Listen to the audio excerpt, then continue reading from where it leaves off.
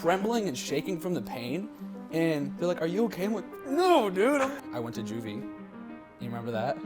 No way. You remember freshman year? No. He said that I'm gonna clap your cheeks gregariously. Gregariously. I'm gonna clap those cheeks gregariously. Let's go! All right, ready?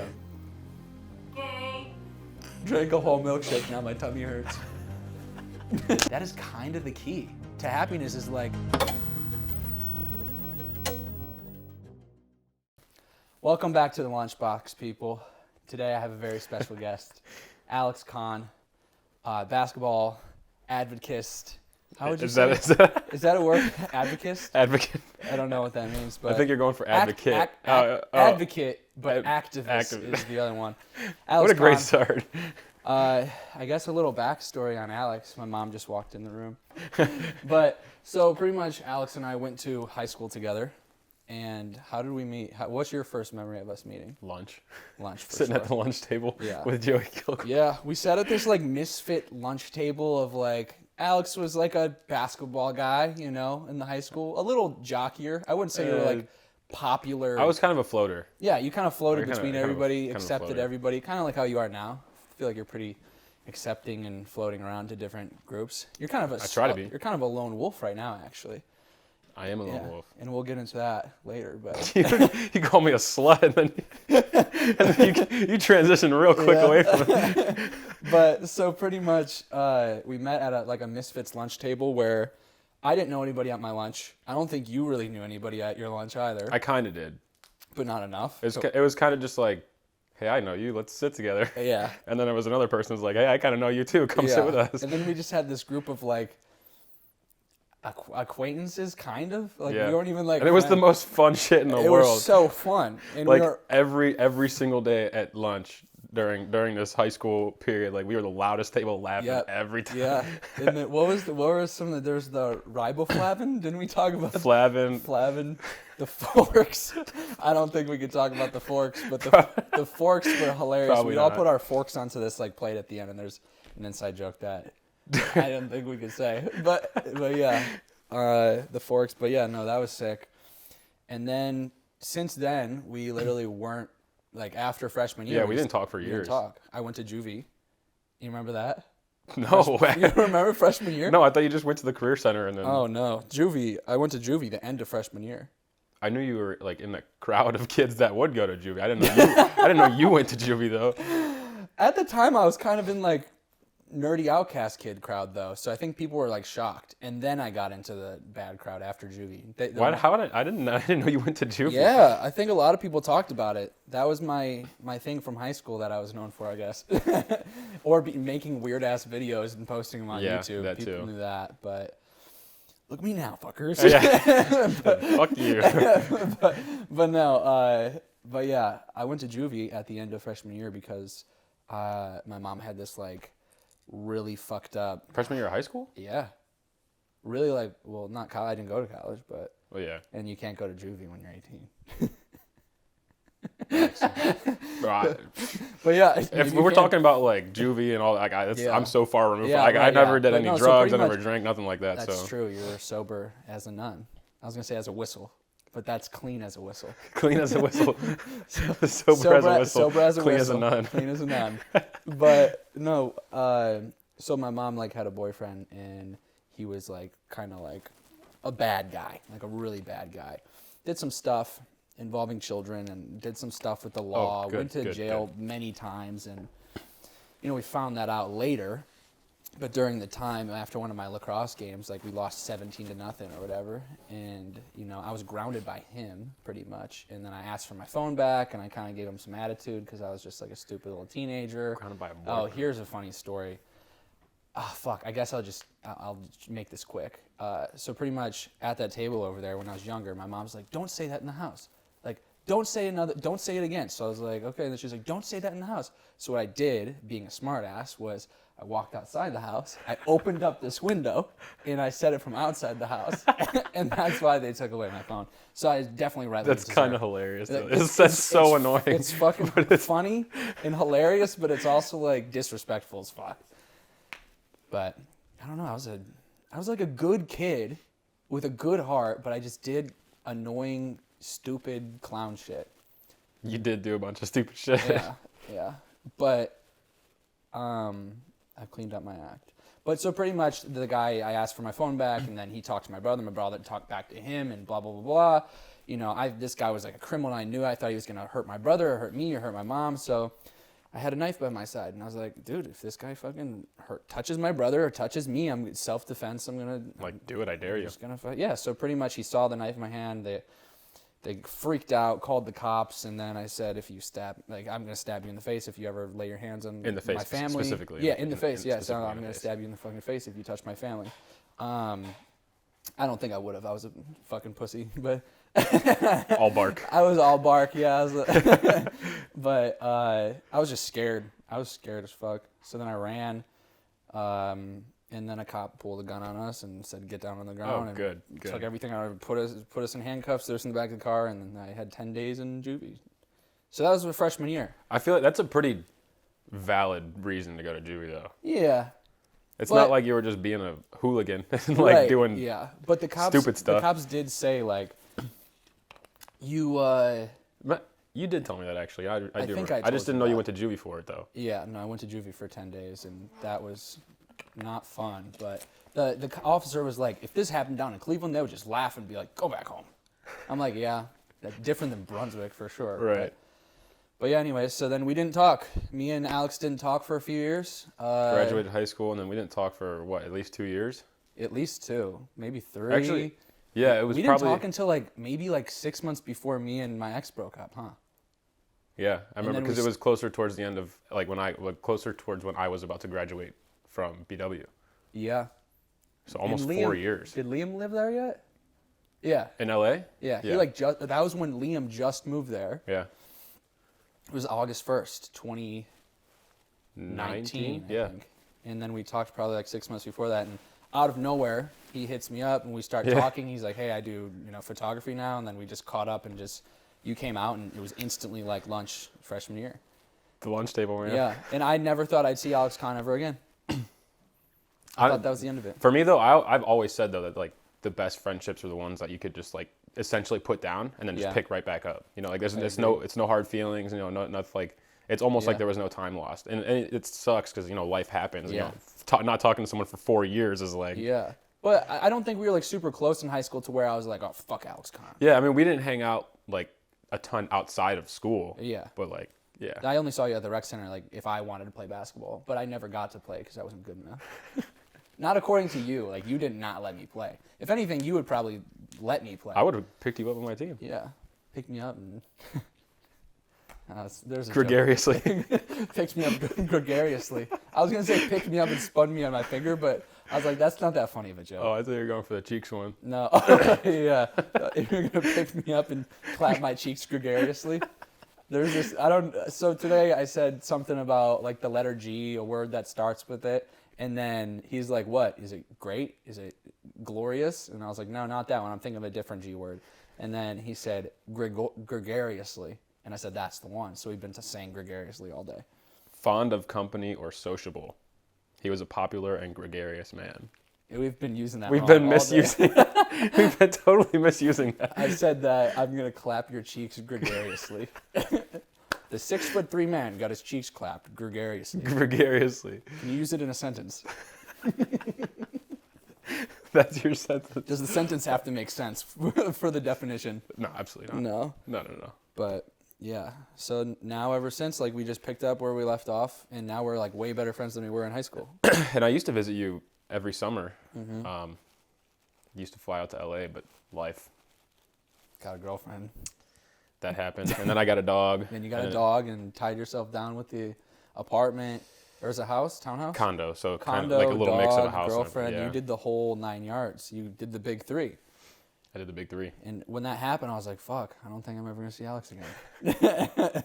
Actually. Yeah, it was. I had a lot of thoughts on it. I think it was kind of COVID.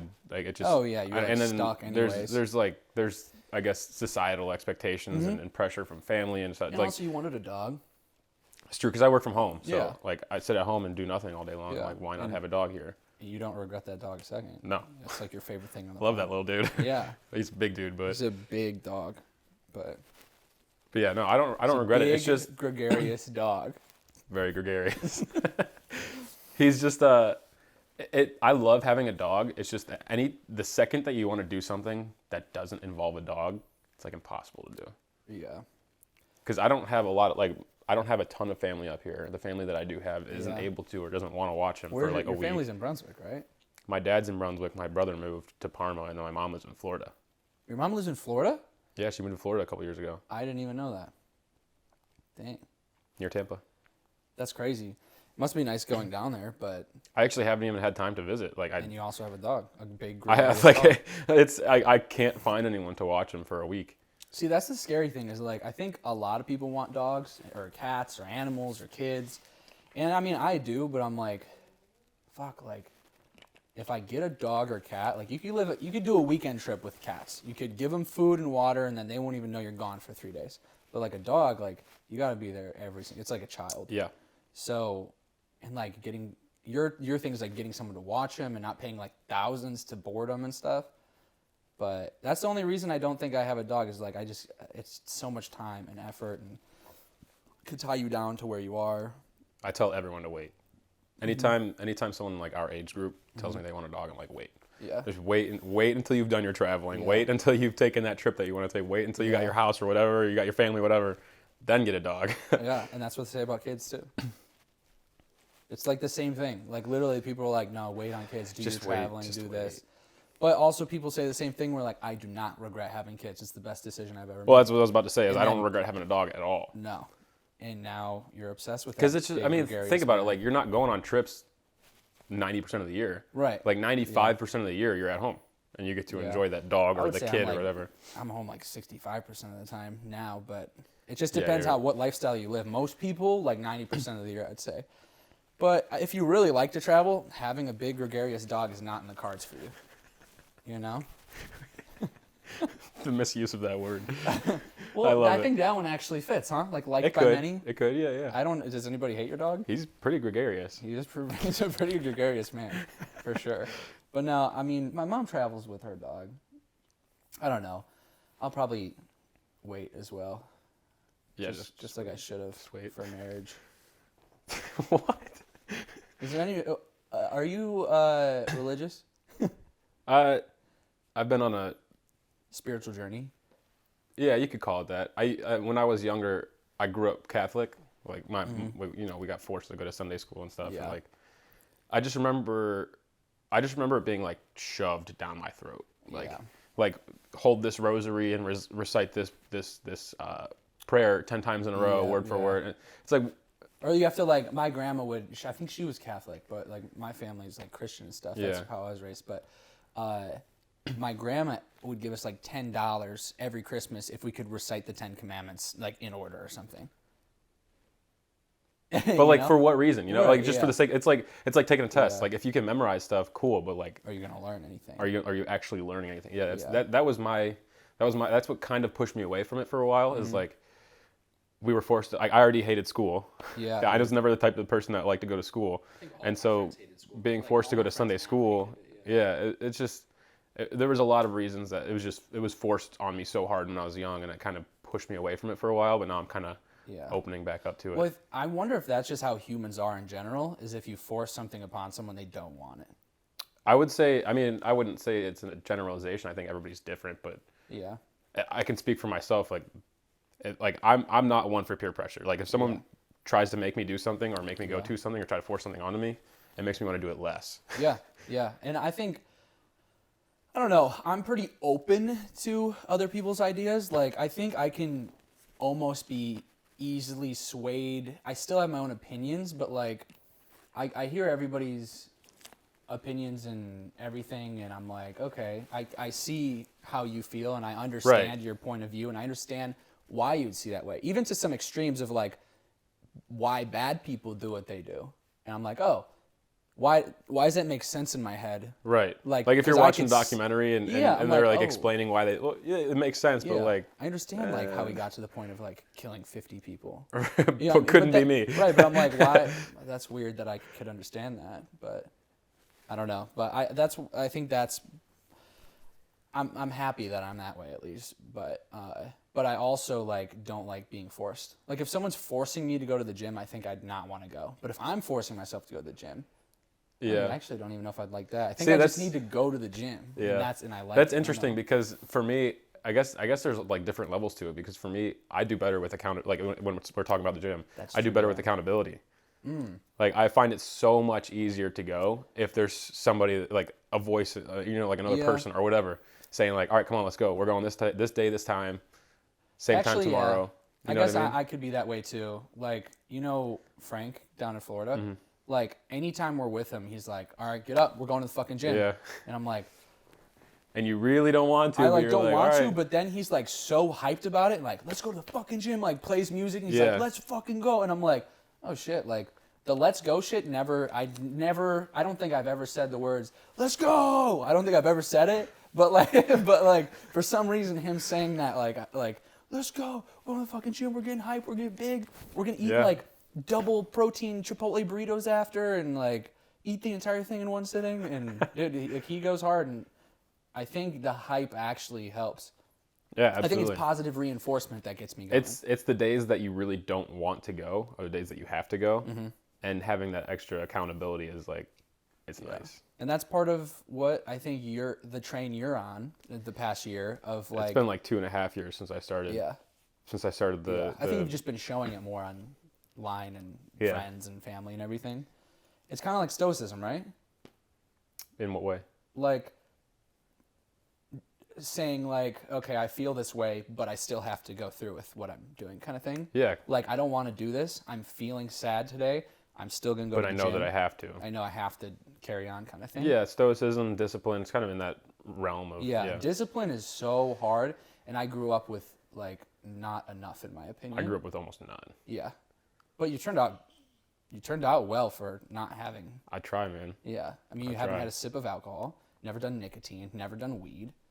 Have you done any, like, what's the worst thing that you would consider a drug? Like Arizona sweet tea? I mean, I have my vices, but I feel like I love like ice cream and pizza and junk food, but yeah, just like I guess in that sense, I never had any discipline growing up. Like we were always had like, the potato chips on the counter and like the Hot Pockets stocked in the freezer and like just unhealthy stuff all the time. And I'm not like, I'm not gonna. Your mom was a single mom, right? No. Oh, okay. They separated in high school, but no, never single. Yeah. And I'm not gonna like blame my parents, or they were just buying groceries. And that's how I thought my mom, maybe she bought frozen food because she was a single mom and was working all the time and stuff. But no, they just thought it was easy, and there was 3 of us, so they're just like, all right, let me just throw a whole bunch of stuff in the freezer, and then. Oh right, there's 3 of you. I always fucking forget about the older one. That's crazy. Yeah, we don't need to talk about it, but yeah, there was 3 of us, and it was just like, I don't know, I never had any like. Guidance, or I guess structure or discipline or whatever you want to call it, around eating while I was growing up. So I just ate when I felt like it. It's kind of. And I'm a bored eater. Yeah, I'm a bored eater, man. Do you think you ever like struggled with? I don't know. I guess I've told you about my eating disorders and body image and all that stuff, but like, have you struggled with any of that? It's entirely possible. But I thought about I thought about it for a while, not until I was a little bit older, but like most of my life, no, I didn't even think about it. I just thought it was just how it was. But as I grew up, I'm like, maybe most people probably aren't living this kind of lifestyle. Yeah. I mean, I think mine was extreme, but still not as extreme as it can get. There's some, like, you see online that both ends of the spectrum. I wasn't that bad, but I think even, like, Liam said he struggled with, like, he's like, I would just eat a whole box of fucking Little Debbie snack cakes or something, and he'd eat the whole thing. And then his dad would be like, what the fuck, you eat the entire thing? And he was like, yeah, I was hungry. And like, he thought it was fine, so he would just like eat snack cakes and like just pound them. Yeah. And he got pretty big. I remember that actually, and then he lost weight pretty quickly. He lost weight too, and you just lost a bunch of weight too. I'm still working on it, but I've been working on it. Yeah, probably like the past 2.5 years. It's just, dude, you're looking so good. I might clap. I appreciate it. Gregariously. Gregariously, of course. Yeah, probably like 2.5 years ago, I got to my heaviest. I got my wisdom teeth out, and I was already kind of big, but I got my wisdom teeth out, and for about 2 to 4 weeks, I was out of commission. I couldn't run, I couldn't lift, I couldn't play basketball, I couldn't do anything. That sucks. Oh, that's what stopped me from working out too, dude. Did you have Novocaine and stuff, or did they put you under? Yeah, they put me under. Yeah. Oh fuck, I wish I got, dude. But I woke up like 3 times during And so I felt almost everything. Not the pain of it, but like they're drilling into your freaking I felt teeth. Every little tug, bro. It was. I mean, I wish I got other different tugs while it was happening, but dude, the guy numbed me up like 2 hours before, and it wore off by the time they were ripping them out. And he was just yanking them shits out while I was awake. I'm like, oh, my body was like, dude, my body. Please stop. My body was literally like trembling and shaking from the pain. And they're like, are you okay? I'm like, no, dude, I'm fucking bleeding from my mouth. I hear my teeth cracking. Like they're cracking them out because this one grew in like sideways. Yeah, I had to get all 4 of mine out at the same time, and they were growing in like sideways. Yeah. The third one up here, they just instantly, one tug and it came out.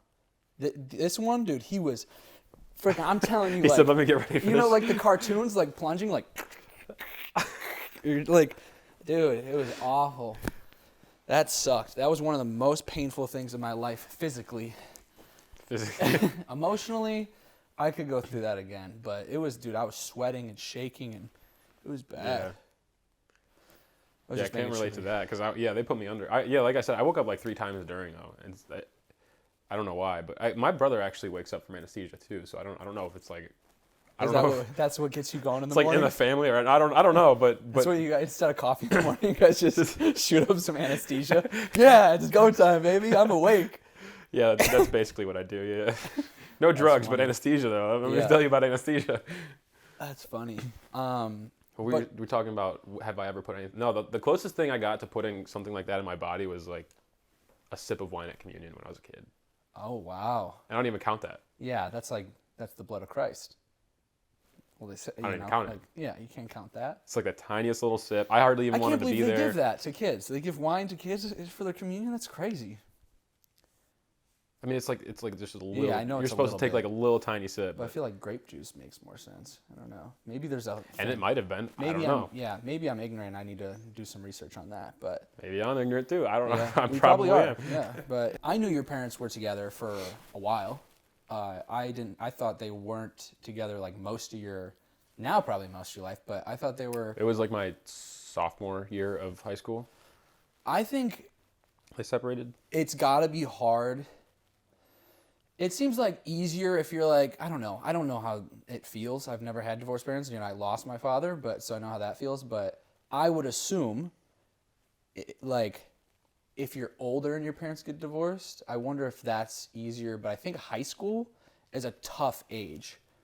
Like, I think when you're like 3 years old, you might, it still sucks. Then you just kind of grow up and you're used to it. Yeah, and it's going to fuck you up, but you'll probably grow up used to it. But I think, you know, my brother lost my dad in high school. I lost my dad when I was younger. And sometimes I think my brother had it harder because he knew him more and like he had a closer bond and he was closer with my dad. But I was like, I wonder, like, it's got to be fucking hard in high school. Or was it hard, or were you kind of just like, well, like, good? Weirdly, no, because, well, first of all, they did a good job of like keeping us out of the drama. Like it was for us, like while it was happening, it was almost like it wasn't happening. And on top of that, I don't really ever remember my parents being happy together. Oh, do you remember them? I remember them being together, but just together. Pretty much, so not unhappy and not. And just happy. As time went on, there was more like arguments and stuff. But like, I don't have vivid memories of my parents like being happy together to be together. You know what I mean? Okay. So you were like fine with it, but it still sucked. Yeah, it almost felt like, I mean, I wasn't fine with it, but it almost felt like it was just a long time coming kind of thing. Yeah. Like, did you guys know they weren't happy growing up, but you just kind of were like, oh, this is fine? Just kind of like an undertone. Oh. You just kind of like, I mean, it wasn't an unhealthy household. You know what I mean? Parents. It was a good family. It was just like. Okay. Yeah, but there was a lot of love in the house, but between them, it was just kind of like, you could kind of feel the distance, I guess. And then once your older brother got out of high school, they split? Or do you think they were trying to wait until the kids like got out of the house kind of thing? Well, my older brother was probably a junior in high school. I think I was about a sophomore. Yeah. And then my younger brother wasn't even in high school yet. Yeah. He was four years behind us, so he was still in middle school. Ernie. But I don't know. I don't know what their plan was. I never really asked too many questions about it, to be honest with you. Huh. So you've never like dived in and figured out why? You've never been curious, like, oh, I wonder why I guess not. How your relationship is with them, or? I guess not. No, I mean. Do you think there's like a guard up with there where you don't want to know, or you're like? I don't know. I think I've just always been that way. That's like I just kind of take things as they are. Oh. I don't know. I think there's pros and cons to that as well. Yeah. Pros and cons. Alex Conns. But no, I think there's pros and cons to a lot of things. But I think it could be beneficial to know, but it also could be hard to hear as well. I guess for me is like, what would it change? Yeah, that's true. Like it happened. I'm wondering if, seeing your parents' relationship made you view relationships any different, or love, or how. I've thought about that. Because I've seen you in 2 relationships. One in high school, and you seemed pretty happy, and then the last one you seemed. Well, I mean, it was. Happy it too. wasn't a bad. It was a good relationship, but it was just like a high school relationship. You know how to have a relationship. So I'm wondering. Yeah. Did your parents' relationship make you be like, I don't want a relationship like that, or do you think you are in your relationships, you are similar to one of your parents and how they are in a relationship? Because I'm a lot like my mom. I think I'm a lot like my mom in relationships. Kind of like codependent, like really about the person, wanting them to be really about me. Abandonment stuff, like I can't leave no matter how hard something is. And it's like, I don't know. My mom's all about unconditional love, as she said in the last podcast. And I think that's what I'm always wanting. I would say, to be honest with you, I don't really know how well, I mean, I have a reference of it now, but like growing up, I don't really know how my parents were together. You know what I mean? Like, I don't really know how their dynamic was. I don't know. It was almost like, they were just kind of like going through the motions in a way. Yeah, literally like playing parents, like playing house almost. In a way. And I guess, and I could be totally wrong. Mm-hmm. I guess like I said, I just take things as they are, and I just kind of like, I just assumed that they were good, or that like they knew what they were doing, or that everything was the way that it was supposed to be. That'd be sick. I mean, I'm not like a therapist or anything, but that would be so cool for you to explore almost, I think. If you want to, it's your decision. If it affected the way that I see relationships? No, to explore just like your parents' relationship in general, because it's so interesting that you've never even questioned and you do take things as they are. I think I might question a little too much. I question did one of my parents like cheat on someone anyway, or did they like, did my dad do this, or like did they sneak around, or like how were they? How did they have fun? How did this? How that? I ask way too many questions. I guess for me, it could be an interesting conversation to have for sure. I guess for me, it's like what would it change? Yeah. You know what I mean? That like makes sense. Sure, I could know. Yeah, dude. But I wish I could have a little bit more of that outlook. I think because I think both ends of the spectrum are important. Yeah, I agree as well. I think it's good to know some, to like maybe dive into like, do I have some traumas from this? Can I heal from this? Can I grow to be a better person? And then there's also the part where it's like, dude, you don't need to know everything. Stop asking questions. You are freaking yourself out with all these questions and uncertainty that you're always worried. Like, that's my shit that I need to work on. If I could just be more, I take things as they are. This is how they are. If I could be like that, that'd be great. Getting to know people. Yeah. No, it's hard to relate to people. Kind of like on first dates, it seems hard. Because it's like, I ask, like, what? Like, one, it almost feels like playing a game. Like, how do I make this person attracted to me?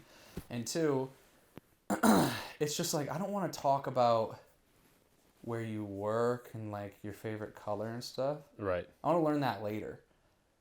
I don't know. I think that's where we relate, because I had someone tell me one time, they're like, I love asking people, like, how their day was. Like, a waiter, like, oh, like, how's your day? And, like... well, there is something nice. There is something to be said about that, because most people most people in those positions, like waiters or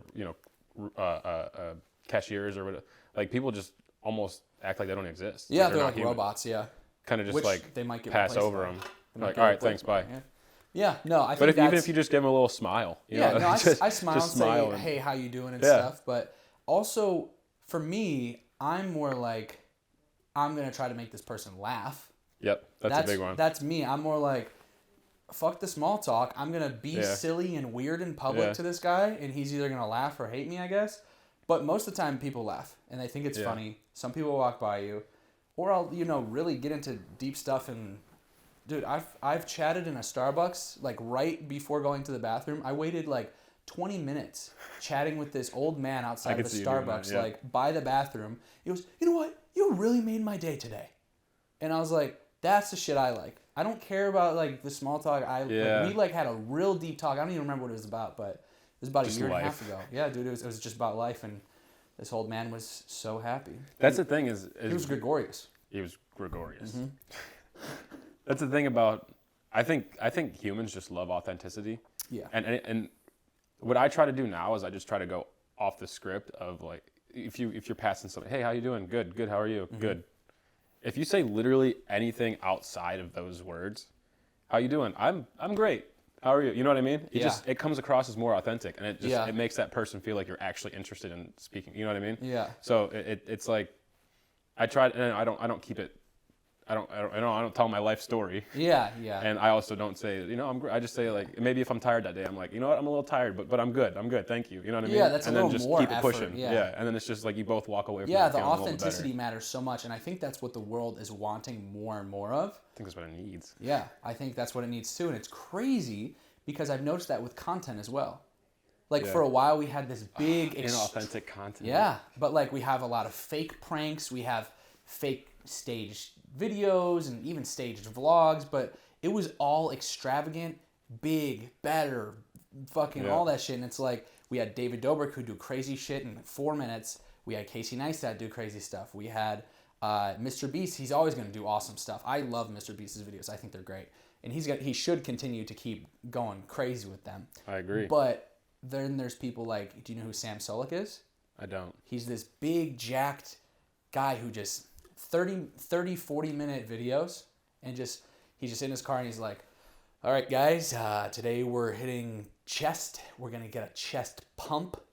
And then he just talks about life, gets to the gym, shows his workout, works out super hard, shows his whole workout, and then drives back home. He's like, all right, got to get my meals in and blah, blah, blah. Maybe share like a motivational quote about life and some advice. And he just like talks and jacked dude, and it's like, holy shit, this kid's like, I think he's like 20 years old. Yeah. But it's just so authentic and just human. There's no music behind the video. He's not like trying to impress anybody, right. really. It's just kind of, It's just him doing his thing, being a human being, doing what he does. He's very real. He's honest. He doesn't lie. He doesn't stage stuff. He's on steroids. He doesn't lie about it. And it's like, dude. So he's big if he's on steroids. I mean, that's why he's big, but also he's big because he works fucking hard, too. If I did steroids, I wouldn't be huge. But now I might, because since I started watching his videos, I've been training harder and harder every single time, because I'm like, this guy's got a good point. More like that guy. Right? I'm like, this guy's got a good point. And he's honest, too. He's like, you're not going to look like me if you're not doing steroids, dude. Like, he's honest. And I think a lot of people are liking that authentic, no bullshit, no lies, saying who they are, showing who they are, instead of just being like how I used to be in my old videos, like, hey guys, what is going on? And today we're going to be doing this and this and boom, boom, boom, boom, bow, I actually did a video recently, like, this is everything I did in Big Bear. And then a big explode. Because no one's like that in real life. Right, but everybody knows I'm fucking around in that. Like, they know I'm not serious. But I think just stuff like this is real, for one. That's why I wanted to do a podcast. But I think Come here, no script, no plans, no notes, no plan at all. But I called you while you were in the shower. I was in the shower. On your run or whatever. You're like, is it cool if I come over? I'm like, yeah, let's set up the cameras and go. But yeah, it's just, I think people just want real now. They don't want bullshit. I agree. And speaking of no script, I had no script, but I do have a gift for you. Oh, you got me a gift. Because I get a gift for everybody. I felt like I just couldn't go a podcast without a gift, even though you came over like a second. And I was like, should I go out and get something? I'm kind of nervous. Should I go and get something? Should I this and that? Like, this could be anything in the world coming from you. Hold on. Close your eyes real quick. I'll turn away. Okay. It's in here. You tell me when to turn back. Yeah, open the thing gregariously. Open my... Oh. Wait, is it in here? It's in there. Yeah, hold up. Grab it. It's a homemade gift. Since you like basketball, I drew you a picture of us. This is great. Playing basketball. This is fantastic. Hold up. Let me see if it will work. Hold on. I got to get it a little closer. Get it closer. Oh, shit. Hold on. Is this... Oh, hold on. We're going to go down a little bit. That's it right there. See, that's me. It looks great. That's Alex, and he's dunking. This is actually a great gift. I'm not going to lie to you. It's authentic. Yeah. Right on it's cue. An authentic gift. So, The backwards B. The backwards, B on basketball. You Why like do it? you have to put it in the bag? Well, just I was gonna Just wrap to it. conceal it a little you bit? Can't wrap Yeah, paper fair with enough, wrapping fair enough. paper. But yeah, see, I'm cheering you on as you're dunking. You're doing the Michael Jordan. Your tongue's out too. Yay. Basketball, and you're getting up there. You could almost dunk now. I actually did. You dunked? I have a few times, yeah. Whoa. Which is a really good feeling because I mean I feel like I've always been tall enough to. I'm 6'3", but I've always been too big or not athletic enough or not strong enough or whatever the case was. But yeah, I lost 6'3". I lost nearly 60 pounds and then started hitting my legs hard, and yeah, I just made lifestyle changes, man. And I'm like, And you lost it a healthy way too, a healthy 60 Yeah. pounds. Because when you first start, anytime someone starts losing weight, and I notice, I kind of get in my head, and I'm like, fuck, I hope he's doing it right. I hope he's not starving himself. Because I starved myself, and I went from 190 to 130 in like a month or two. Jeez. But like you lost a lot of weight. no, but mine was over the course of like, and it fluctuates. I kind of hit a wall recently, but it fluctuates. A lot of my weight fluctuates like crazy, but it's like a steady decline over the course of like 2 years. That's and if I pushed myself, I could probably lose all the weight that I wanted to in a shorter period of time. But like, and I don't know. Just diet. I love food. Yeah, dude, diet. Yeah. I love food. Yeah. But so like 90% of what I eat is like ground beef, eggs, vegetables, like whole foods, and then Damn, I need and to then the get other on that. 10% is like just junk food. When I'm like, Yeah. because I can't. Nobody can sustain 100% like all healthy foods all the time. And that's kind of what I'm working on, is like figuring out the lifestyle. Because truthfully, if I'm going to be super, super vulnerable and honest, is I've been trying to lose weight lately. And anytime I try to lose weight, when I'm cutting, my eating disorder comes back up. And it's like, this past week in Ohio, I felt fine.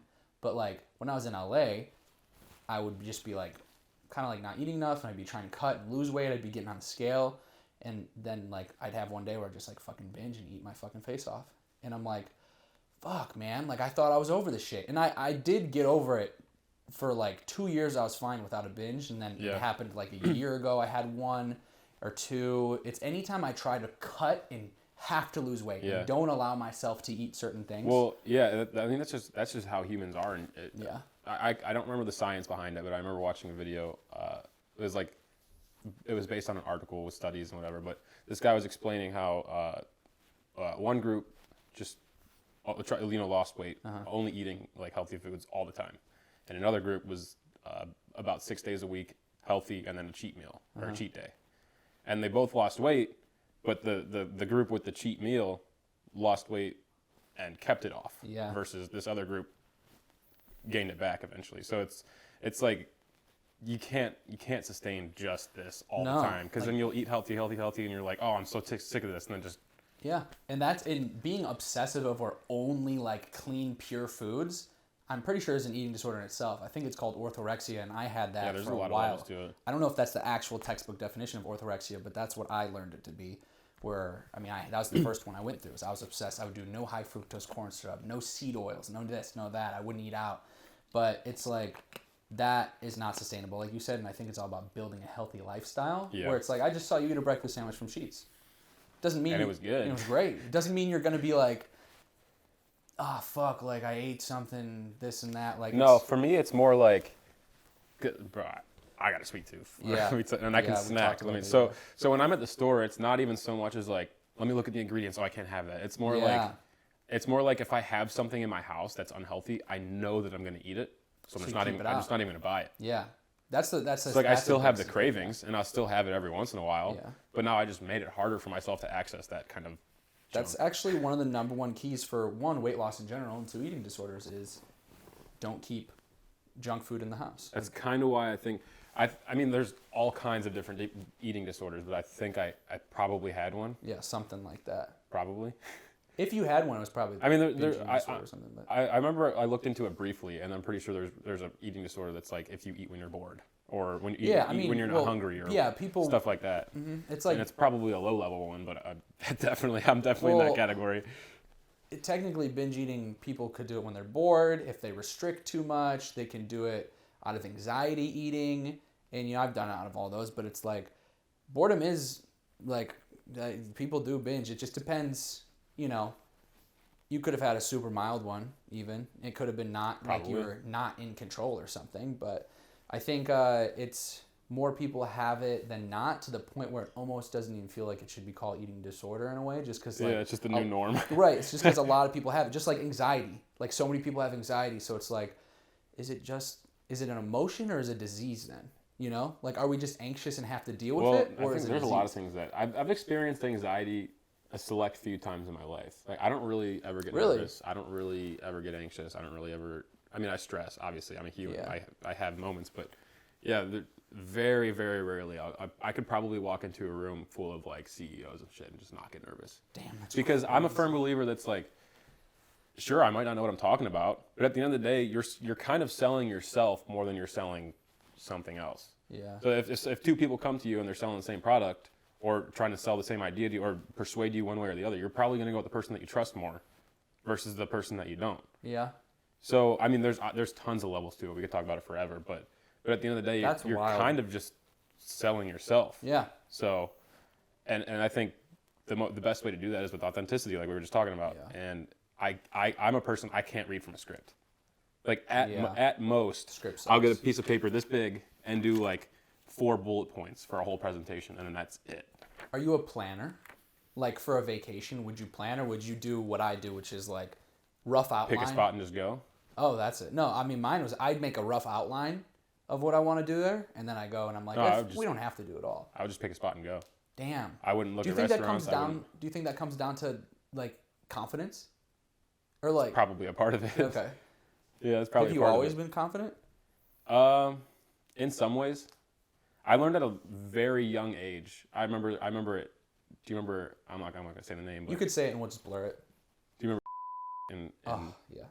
I don't know why, but I was actually kind of friends with him. Really? Yeah, in elementary school. Everybody was kind of friends with him, actually. Yeah. Because he was like a cool, chill dude. He was. Just sold drugs and was a fucking... He was, yeah, that's why I said I don't know why, because like looking back, but we were kids. Yeah. I'll never forget one day at recess, we were playing, like, I remember I was just kind of like standing on the sidelines, whatever, just kicking the soccer ball or whatever we were doing.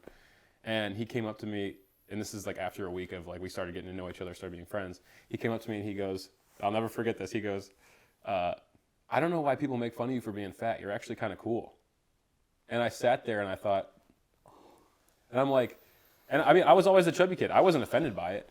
But in my head, I didn't even get upset. I didn't get sad or anything. I'm just like, first of all, that doesn't make any sense. Like, my weight and how cool I am. Yeah.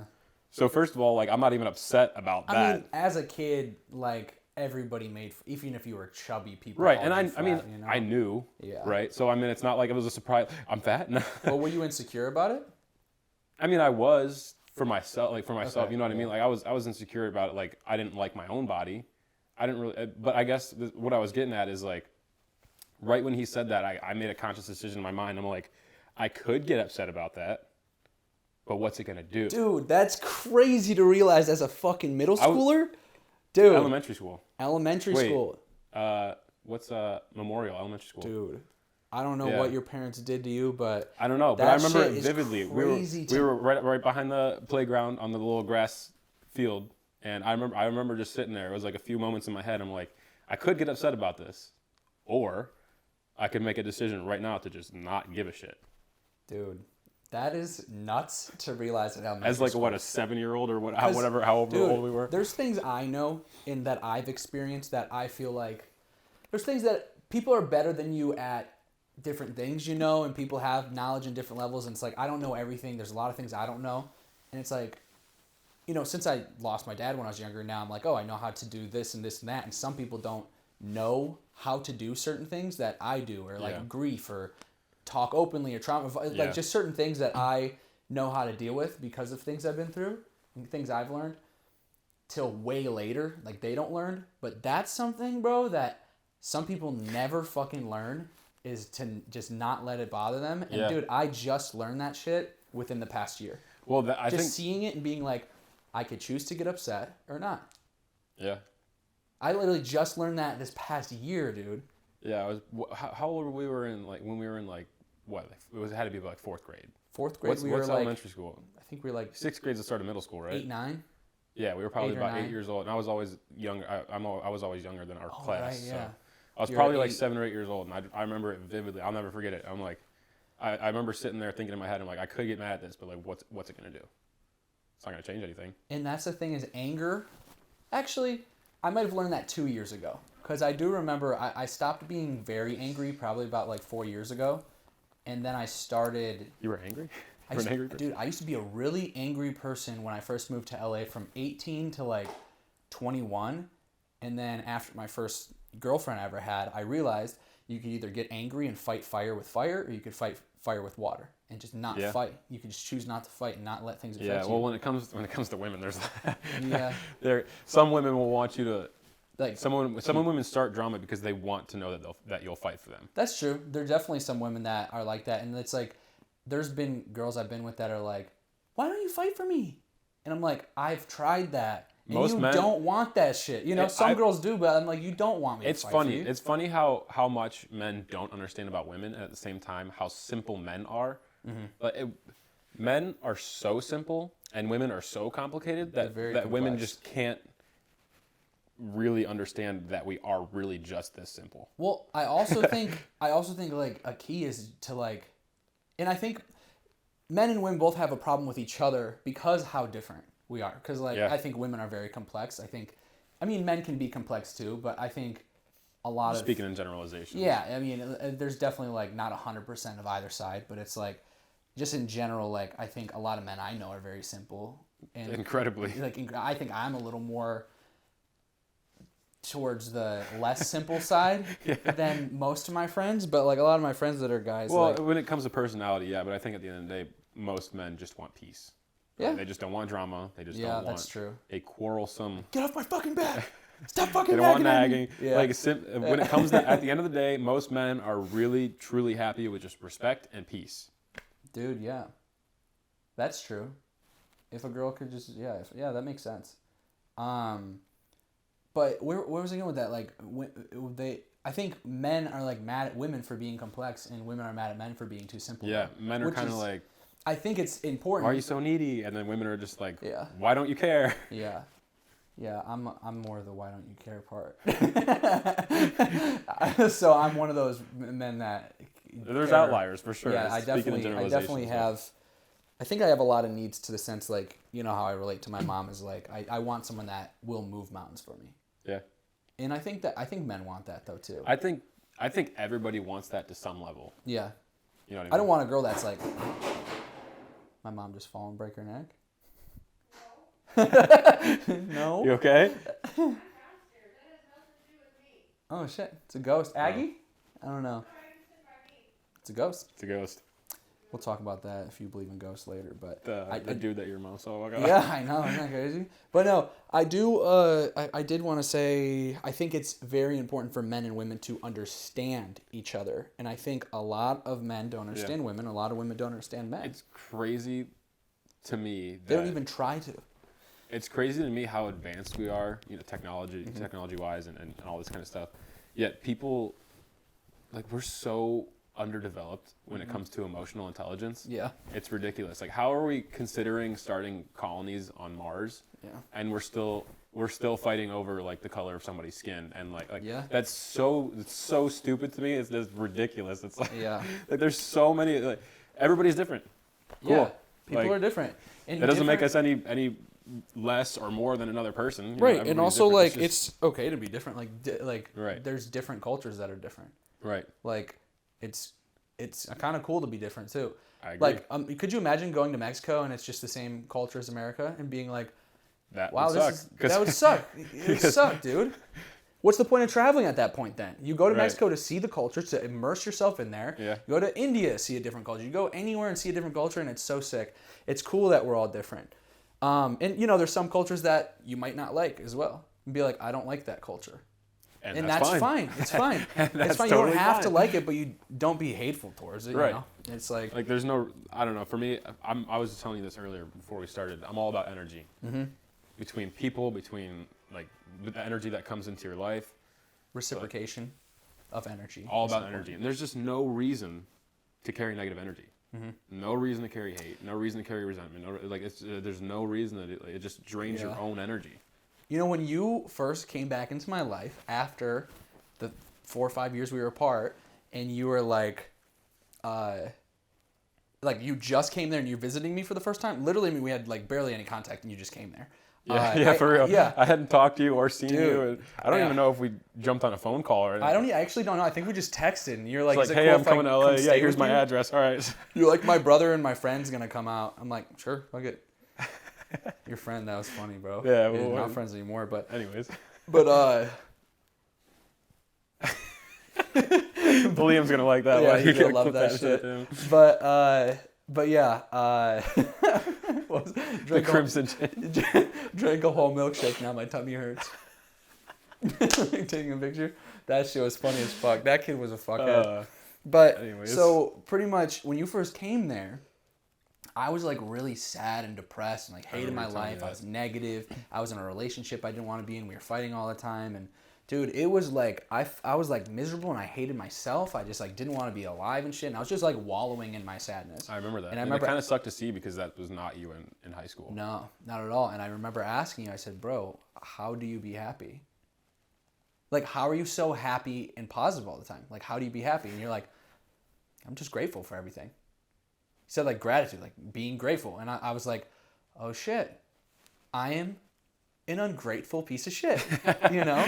Like I was like, I'm not grateful. I'm glad that's what you took from me. I'm glad that Right, but no, it wasn't you telling me I was ungrateful. It's but just it's kind of like sounds funny.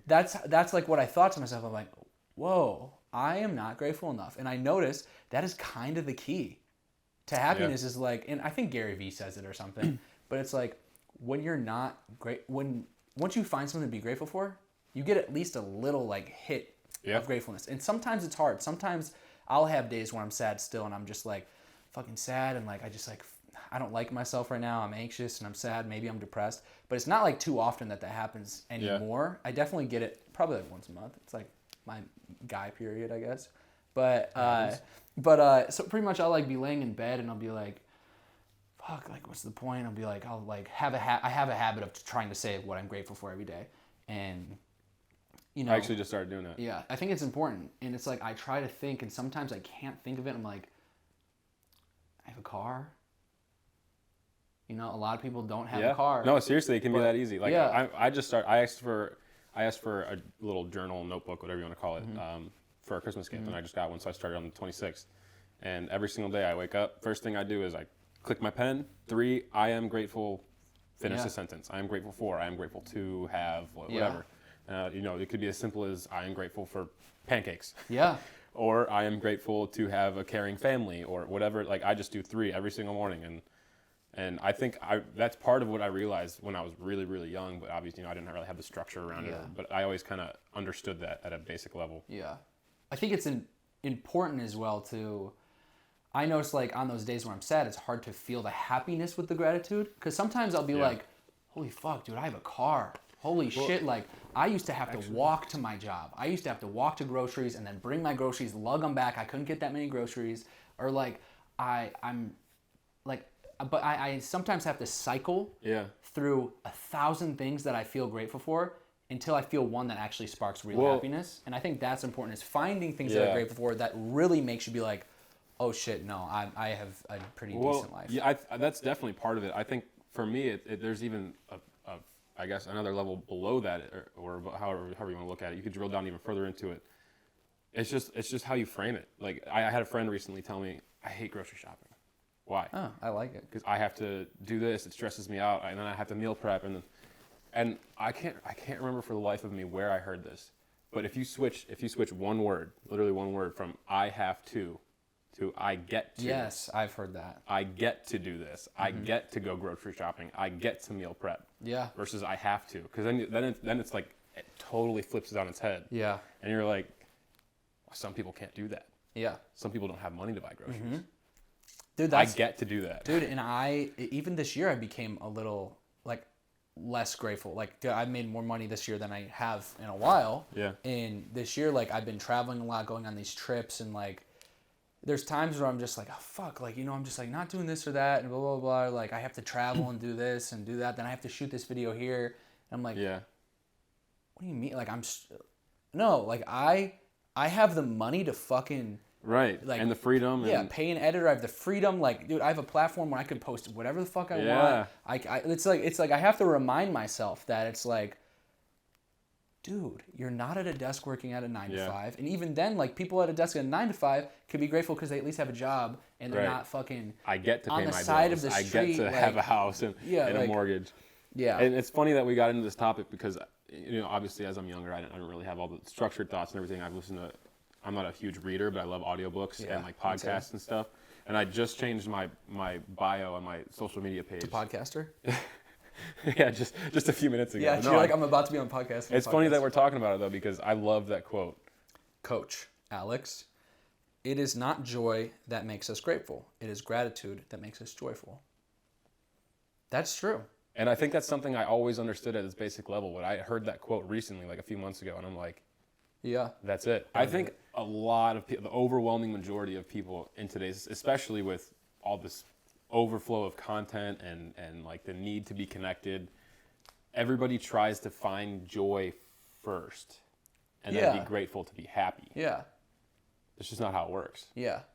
It's not like you just have to find gratitude. It's like then joy will I'm depressed, therefore I can't do this or something. It's a victim mindset thing is what it is. Exactly. It's backwards. Versus like, you're not working hard enough to get to this. You're not doing enough. You're not taking action. You're not focusing on your mental health. Therefore, you're fucking depressed. Yeah. Not I'm depressed because my mental health is this and that. And blah blah blah. It's like, sure you're sad, but it's reframing it. I realized once I started doing good things to help myself, that's when my depression started fading away. You know. But yeah. I would say that. That's crazy, man. And also with confidence, I wanted to say something with confidence is like, I think that is key to everything. And it's crazy that you've had confidence like forever. I think even in high school you had confidence, with basketball you had confidence. You're like, it seems like you have always been very, very sure of yourself, which is, I haven't met a lot of people like that. Yeah, and I try to, I love humility. Yeah, I right. think that's in a person, in myself, I really pride myself on being. It's probably why girls being love humble. you. Not just because the full beard. I mean, mine's fucking patchy over here. In the I literally switched. Clean mine up a little bit. I literally switched from that seat to this seat because in that seat on my mom's podcast, you could see how patchy my beard was, and I'm like, oh, I look like shit. So then I moved over here. Probably got some imperfections, but I really don't care. Yeah. But so then I switched over here, and I was like, oh, this side looks a little better. It's still patchy, but I just can't grow a full beard like you. You always had a full beard. Since I was about like 6'3", 14 or 15. I know, yeah, but you have the chin strap. But no, I mean, not only the full thick beard, the thick head of hair, the 6'3", massive dick, and like he's just making assumptions. I'm just making assumptions. I'm not gonna tell you whether you're right or wrong, but he doesn't know. Yeah, I don't know. Is my point. Yeah, but maybe I'll find out once he claps my cheeks gregariously. But yeah, no, I think not just that, but I think what the real thing is one of my friends told me is like, bro, girls do not care about how you look and this and that. They do to a certain extent, but they care if you're fucking confident. And I think that's why girls girls like you a lot, at least. I mean, you're a handsome fella and you're tall, but also I think confidence goes a long way. And you seem to be your authentic self probably on the dates you go on, like basketball absolutely. And everything. Like I'll never be somebody that I'm not. Yeah. You know what I mean? Like whether I'm meeting the freaking president of the United States or going on a date for the first time. Like, and that's why you don't get nervous. I'm never gonna try to impress. I'm never gonna try to upsell myself, or you know what I mean? I'm always just gonna be like fully myself. And that's why you don't get nervous with things. Because you feel you're so sure of yourself. It's like if somebody doesn't like me, all right, respectfully, see you later. You know, like it's not everybody's gonna like everybody. Yeah, and you know what's weird is I felt like I have always been. I've been told this several times where they're like, Liam, you are so unforgivably you, and you are so yourself. But there's been like the past like 2 years where I feel like I started not being my 100% authentic self, and I'm trying to get back to that now. Yeah, I think it was probably just like your content and stuff. Yeah, like, I think that's the life. You're trying to make a living, and you saw what worked, and I mean, even like even me covering myself in sauce, that's still me. That's definitely it's kind of me, and it was kind of funny. It got a little stale after like the fourth one, but I did like 100 of those things. But But I thought it was funny. I still think it's funny, actually. I don't like to tell people that's what I'm known for, but Still funny though. yeah. But so pretty much, I felt like unforgivably me for a while. I mean, I fucked around in public. I ripped my fucking shirt off and like shaved my face on Hollywood Boulevard. You filmed that, and I've been unforgivably me. And then once I went through, I don't know, like some relationship stuff and then some content stuff where like I fell off of TikTok and I had to like find my new way. Then I felt like, oh, I have to be more like Mr. Like Beast creator or like or, Eric or yeah. like I have to be like this or I have to be authentic like this guy. And it's like, no, that's not authentic if you're trying to be like another authentic person. Exactly. And I think that's where I've fucked up a lot. When I was younger and doing acting stuff, I used to like watch TV shows to like just like watch them and then like afterwards in my acting scenes, they're like, Liam, you're not being you. And I'm like, who am I being then? It's like, when I was watching The Walking Dead, this is a fucking cringeworthy moment. Negan was like my favorite character. And I remember I would like talk like Negan in my acting scenes. I'm like, this isn't how I talk. Why am I talking like fucking Negan? And people consciously or not, they can pick up on it. They can tell when you're bullshitting. They can tell when you're not you and your content. And I think that's actually why my content started dying down, because it wasn't as authentic and it wasn't what made me happy. It's just I started doing things that I thought would make me money because I was so broke. Yeah, and people can pick up on that real quick. Yeah, I won't lie. I haven't had TikTok. I had TikTok for like a hot second, and then I was like, this is dumb. I deleted it for years. Yeah. So I mean, I was always tuned into your stuff through Instagram because that's how I run my business. But I'll be honest with you, like I mean, I know like the general trend. I don't know all of your videos, what I'm trying to say, but. Yeah, I definitely can tell like the ups and downs is like. Yeah, and everybody can tell. I know my audience can tell. I know my friends and family can tell. It's like my mom even tells me, she's like, Liam, you're not posting content. Like your followers probably forgot about you. Like this and that. I'm like, shit. Like I don't want to hear it, but I remember you used to really stress over, like comments and if someone unfollowed you or like your follower count. I don't give a fuck about that anymore. If I don't give a fuck about it. It's fun to see. Dude, thank God I don't care about comments. I don't even look at my comments. Someone the other day, Brandon, he told me, he's like, dude, your fans are not happy with you, man. He's like, you've been switching up your content, just like doing stuff that they don't like. I'm like, well, they don't like it because I don't like it. So then I started doing stuff that I like the past, like, I got things prepped too, but my past few videos I've actually like enjoyed more. My YouTube videos I'm enjoying more, the podcast I like. And the more I'm doing that, like, even if I'm not getting crazy hella views, I got to build that up again. It feels like I'm starting from ground zero now. Which, and that's fine. This podcast, I really am starting from zero. And that's fine. But the thing with content creation is, if you do what you love, you're eventually just going to filter in the right people anyways. Yeah, because it's the people. If you're putting on a facade, you're gonna have a crowd that appreciates you for. I remember somebody called it like a golden prison or something like that. Mm-hmm. I can't remember. I remember it was like in a book or a podcast or something. They called it a golden prison because, all right, let's say you pretend to be this person and then people love it and you get rich off of it and you're sitting pretty, right? But people love you for something that you're not.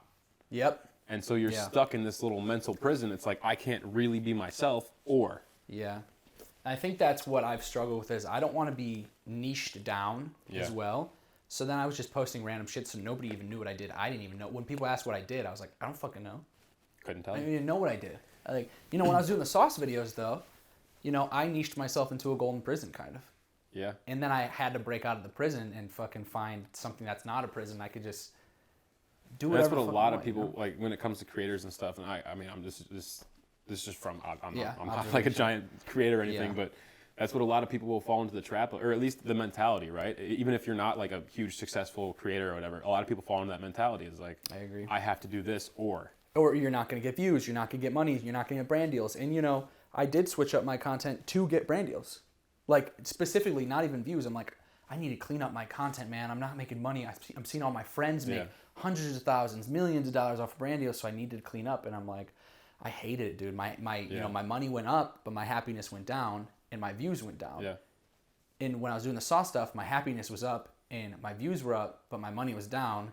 Therefore, my happiness started going down because I need to be stable too. So that's what I've been working on the past year, not just mental health and learning about shit about myself, but like finding what is my content that could bring in money or brand deals, or I can make my own money off of it, or what makes me happy making, what is me, what is authentic, all that stuff. It's funny that we're talking about this because... Well, this is the stuff we like to talk about. That's why we're friends. Well, That's part of it too. But Similar values. I'm saying that as well because literally earlier today, somebody told me something along the lines of, when I was growing up, people told me I needed to be less humble. Everybody told me somebody told me this. They're like, I need to be less humble. And what did I say? I said, I can't find the exact text, but like, oh, here it is. You don't need to be anything except for yourself. One thing you'll never catch me doing is trying to change somebody. Authenticity is beautiful. Be you. Yeah. Like, I literally just sent this a few hours. You know what I mean? Like, yeah. It's interesting to me that we're talking about this. And I said, I just always hate to see when others tell someone they need to do something or to do this or be that. Like, no, that's just projecting. You got to let people be themselves. It's usually with good intentions. Yeah. Mind you, it's usually like people are trying to protect you or whatever. Yeah. But it just like disregards that person completely and what they want. And it just like slaps a societal expectation on it. Yeah, and dude, I'm guilty of that too. I've totally like wanted people to change or like see things how I see the world. Yeah. I think that's great, and I think I think the first lesson we learn as kids to be happy is like, be yourself and have fun. And it sucks because like you can't even pinpoint it either, but it's just like over time your parents don't do this or your friends are like stop doing that. Yeah. And you just like or get beaten down into this submissive version of yourself and you just like can't fully be yourself. Yeah. It's like for what reason? Like because people told you not to? It's programming. Fuck those people. Yeah. It's programming, dude. It's like you can't be yourself or like I don't know, the guys at school bully you, the girls at school don't like you because of this. And it's like so you have to find your way to fit this mold so people like you. Yeah. For like society status or something, but no, it's like, but your happiness isn't going to be there. It's like, it's so weird. Like all the lessons from our childhood are so overlooked, and it doesn't stick with us, and we have to relearn the lessons from our childhood. Like, dude, like I've said it a few times in videos, and it's like direction over speed. Like what's the fucking moral of the story of the tortoise and the hare? You fucking go slow and steady. Yeah. You're looking that way and you keep going, or you're the fucking hare and you're trying to speed and then you get set. Trying to impress people, like, you take a nap. Yeah, dude, like dieting. Like dieting's a perfect example. Direction over speed. It's like you could eat 2,300 calories a day or whatever number fits you and like lose weight slowly, or you can drop down to 600 calories and starve yourself like I did. Yeah. And fucking set yourself back and back and back and back and then binge and eat fucking 10,000 calories in a day and ruin your whole week. It's like you're fucking up by trying to get somewhere fast when almost everything is a marathon, not a sprint. Yeah. And I think, that's one thing about people is everybody wants it now, right? Now. Impatience, like Amazon Prime, you get it the next day. You know, like everybody wants everything now. It's about the delayed gratitude. It's delayed gratification is something that I've really been trying to teach myself. Gratification, not gratitude. And gratification, It's something that I've really been trying to drill into my mind. Like, it's a lot. Yeah, we could talk about that for a long time. You can't go to the gym you can't eat pizza until you go to the gym, you know? And the thing is, too, like, let's take weight loss, for example. You could be that person that posts your salad on Instagram story. Yeah. Like, I'm eating healthy, doing all this and that, but really, like, why are you posting it? Yeah, you want the validation. If you only do it for, like, a week. I mean, if that's just your lifestyle and you're just trying to help whatever, other people, then, that's why I started going to the gym, is because for the first probably 2 years that I was consistently in the gym, I didn't really feel like I knew what I was doing. I wasn't doing it for anyone else. I was doing it for me. Yeah. And then once I got to a point where I saw all this progress and I saw all these results and I started building good habits. Yeah. I literally just one day I was like, you know what? I'm posting on my stories. Yeah. It was something along the lines of like down 50 pounds, like I'm so glad. I remember seeing that, and I was like, "Holy shit, he lost like 50 pounds!" And bro, the amount of people—I mean, it wasn't like an influx of people, but I had a handful of friends reach out to me and like, "Oh, this is amazing! Like, I'm gonna get in the gym." And like, I got a few people like started going into the gym just because. And so that's kind of why I post. I mean, I'm not like an influencer or anything, right? But at least, like, but you still influenced people to go to the gym. If I can influence one person to make one good healthy choice or to create one good healthy habit, like even that for me is like. That's a win. Yeah.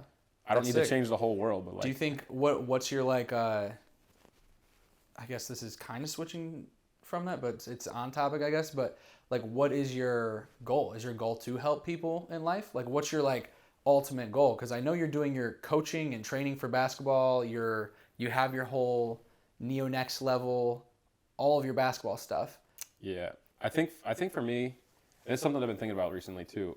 I think what it comes down to is I find the most joy, gratitude, whatever you want to call it, fulfillment out of providing for others, whether it be opportunities or mostly opportunities in the form of basketball, but whether it's training and I get to, right, like today actually, I just came from coaching or training a 13-year-old kid, and I'm going to right after this, I'm going to train another one.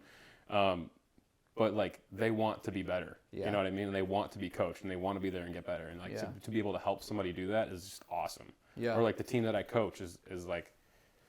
And you're not an asshole coach either, I assume. No, I feel far from it. Yeah, I feel like your way of coaching is probably kind of like how we're talking here, like a little bit like, hey man, you can do it. You just have to like really. Sometimes coaching is, I don't know if that's the long-term goal because it's like, it's a lot more, not babysitting, but like, it's a lot more, if it was just X's and O's, I would enjoy it.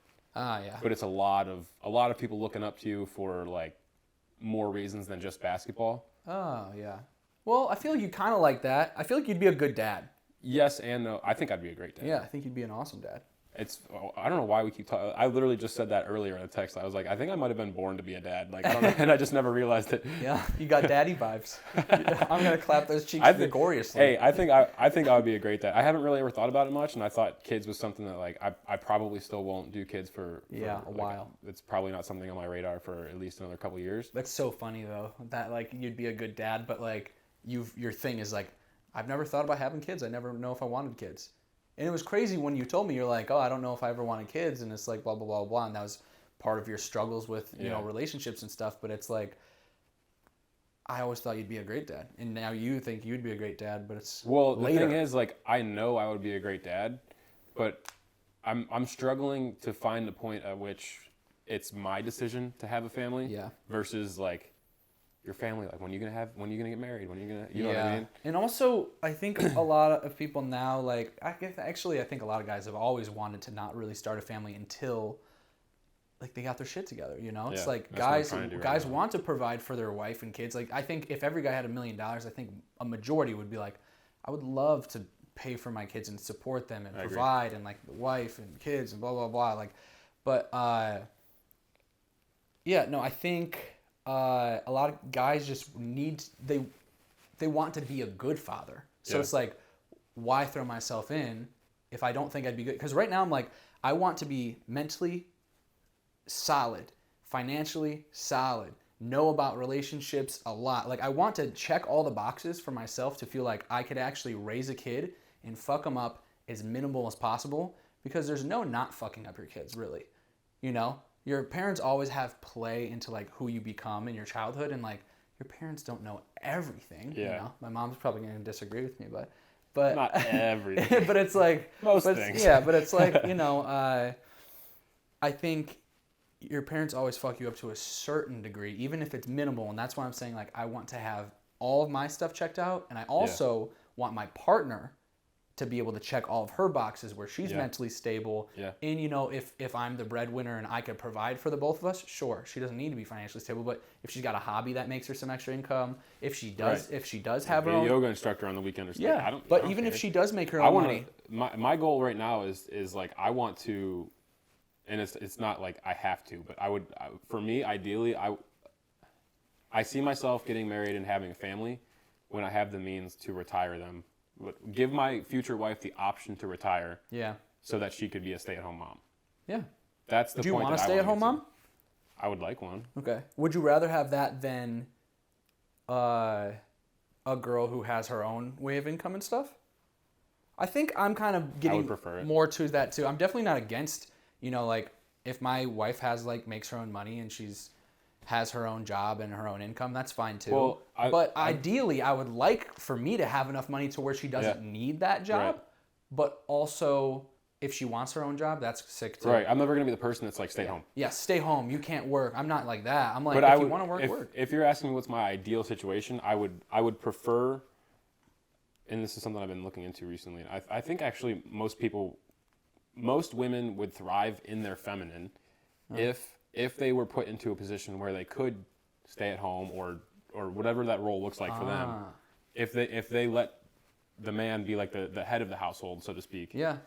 And I think it's just the dynamic of. I think family dynamics. I think when they're at their most efficient, at their best, is when a man is leading the household, and a woman is there supporting him. Yeah. If a woman, I think that's a lot of other podcasts talk about that, you know, and it's like I've heard that statement a lot, and I think it's like growing more now.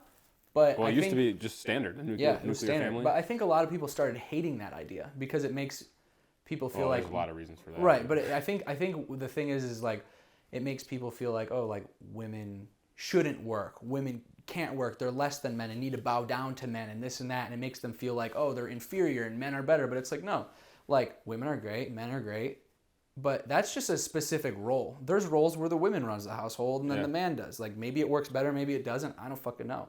But that dynamic right there. Well, let's talk. Most women don't want to be the head of a household. Let's be honest. I mean, and if most they do, women they won't be met. happy when they won't be happy when they are. Yeah, but then there's the couples that are like they make decisions together. Like Alex Hormozy and his wife. Yeah. I don't know their relationship to a T, but from what I see, like they've said something like, we do not make a decision until we both agree on the decision. And I think that's healthy as well. That's fair. And I think there's a lot of healthy things where it's like, it all depends on the couple too. But I do see a lot more people liking that dynamic of like man of the house, women in their feminine, men in their masculine. I think the healthiest family situations are when a woman can fit into a man's framework. Yeah. And I think when she can step into his world and help amplify. But I do think there are a lot of women that want that relationship still, where they want to be, maybe have hobbies and make their own money, but like, or not, and just like take care of the kids. But a lot of men nowadays aren't. They're either like, no, she should make her own money and blah, blah, blah. And then there's also, if she wants to, that's fine too. But then there's also the guys who just like are pieces of shit and like, like they don't make money and they're broke and this and that. So then the girl can't just stay home, So then they have to. That's just like a monetary issue that I guess not everybody has. Like not every guy in the world could have enough money to provide for his wife and kids, so the woman has to work. Or else there wouldn't be rich people and there wouldn't be poor people, and then there wouldn't be like, I don't know. There's something in that. I don't even know what it is. But like. Well, there's a lot of people. I think like everybody can't be rich because then there wouldn't. Right? I don't know. The way that I see it is either you have your switch flipped or you don't. And the people that have their switch flipped are usually entrepreneurial. Yeah. They're pretty driven, and they see bigger picture in the sense that like they know that a day job's not really gonna get them to where they would ideally like to be. And so the people with their switch flipped, at least this is the way that I think about it and explain it, is they'll go start that own business. They'll go take that risk. You know what I mean? They'll go do a lot all of my things. friends actually Liam, Frank, like a lot of these people, like even if they are working 9 to 5s now, they're trying to get out of it and start their own thing. Right. And and then once you started doing your basketball thing, I'm like, oh shit, he has his own thing going.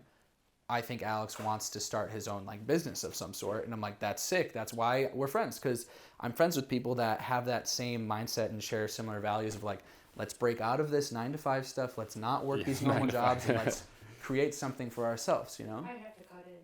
You have to cut in? Yes, I have to say something. Was it about us talking about relationship dynamics between men and women? For women today. Hold on, you want to talk into the mic? You want to sit down real quick? Just, if you want to come sit next to me real quick here. The women today. How many women are working on their careers, trying to be career women? A lot. Okay, why would they want to be at-home moms, stay-at-home moms? Well, I was just Most speaking people in can't generalizations. handle it, because like, if you took care of kids, my one friend, the ones I took to the ferry thing, oh my gosh. She works, but she stays at home working, but somebody watches the kids because she can't possibly do both. But she wants her career and money to help take care and provide. Her husband can provide. She could quit right now, and he's got 2 jobs and everything. Right.